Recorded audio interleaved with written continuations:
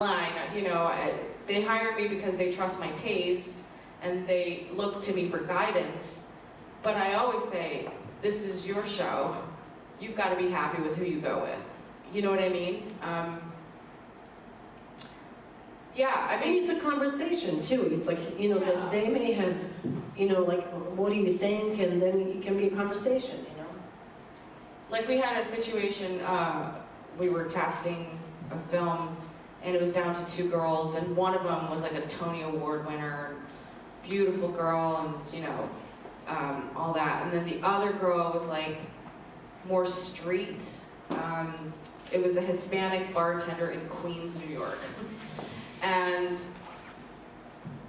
my boss, Judy, really liked this Tony Award winner, you know, she's amazing. And the other girl was very good on her own, but she's different. She just had a different quality. And the director asked us both, you know, what do you think? And well, actually what he asked me was, who, out of the two women, who feels more Queens?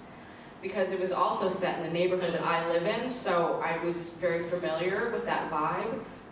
And I said, I actually think the other girl, not the Tony Award winner, feels more Queens. And I said, but you know what? You gotta leave this room. You've been in auditions all day. Get away, go eat something, go back and look, because you're gonna have a different perspective. I can't tell you how many times I've been in a room or I've been like, oh my God, that actor's amazing. Then I go back and I look at the tape again and I'm like, oh, not really.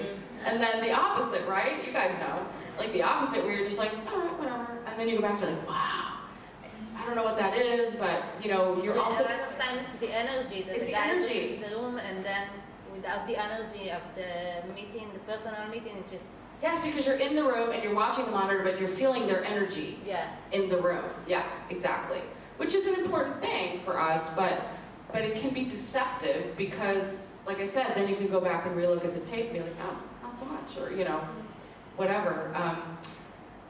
But my point in this was that, so the director the next day called and he said, you know, I want to go with the girl that's from Queens. And my boss got a little mad at me because she thought I had said that I liked her better, but I said, no, that's not the question he asked. He asked who feels more Queens. And I said, I think Michael knows pretty much what he wants. I'd like to think I'm important, but not as important that I've influenced the director. And then, you know what, like a year later the film came out and she was great. You know, so yes, the other one was Tony Award winning, and you know, she would have been amazing in it, but this girl was amazing and authentic. And that really, at the end of the day, is what served the film. So the best actor doesn't always get the job. Huh? Now we want to see the film. It's called Roadie. We have one last question, please. Because we are a little bit for YouTube. Me? Okay, I haven't heard from you. Yes? Hi, my name is Luna. I'm an actress. I wanted to ask you if you think it's a good way to build your way to US through Europe. Means that we all know that field in US is really rich and it's hard to be visible. But let's say if you have a manager, American manager, that she's located in Europe, and she can probably at the beginning just bring you more European projects.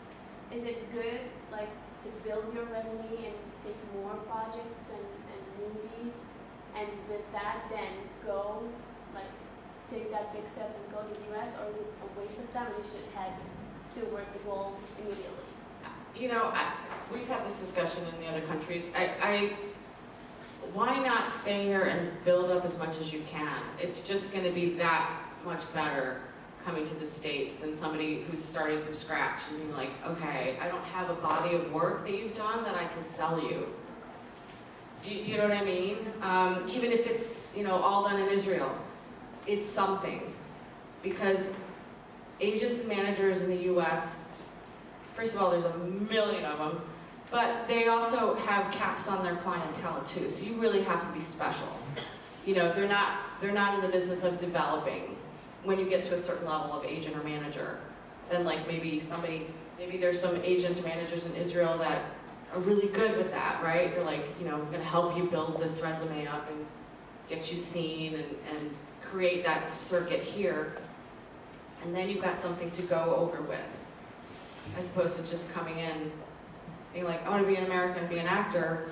You're going to face the same problems like any American actor would without having anything to jump off of. Yeah, and also, like I know an actor, it happened a while back, but I know an actor who got to work in this UK production of this, it was a movie, and he got a well, it wasn't a really small part, it was kind of a small to medium-sized part, but the movie itself did really, really well. It was just but it was a very unknown thing at the time, but he got cast, and it was a movie that did extremely well, and he was all around the European circus, like the Berlin Festival and Cannes and everything. I don't know if he won any big awards, but I know he was one of those movie talk of the festival kind of a movie, and he got his whole career on that movie because he went to Cannes himself. He met a lot of American agents that were there, because a lot of American, like from big agencies, will go to Cannes Festival and will meet those type of talents. And he got a really big agent right off the bat, and he started working right off the bat. But that was kind of a lucky break for him. That doesn't happen very often, but it's a bigger chance that would happen for you here in Israel, I think, or anywhere in Europe, than it would happen in the States, I think. Okay. Thank you. Thank you. Thank you.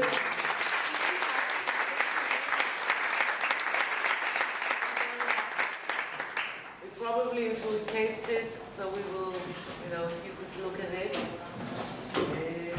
תודה שבאתם.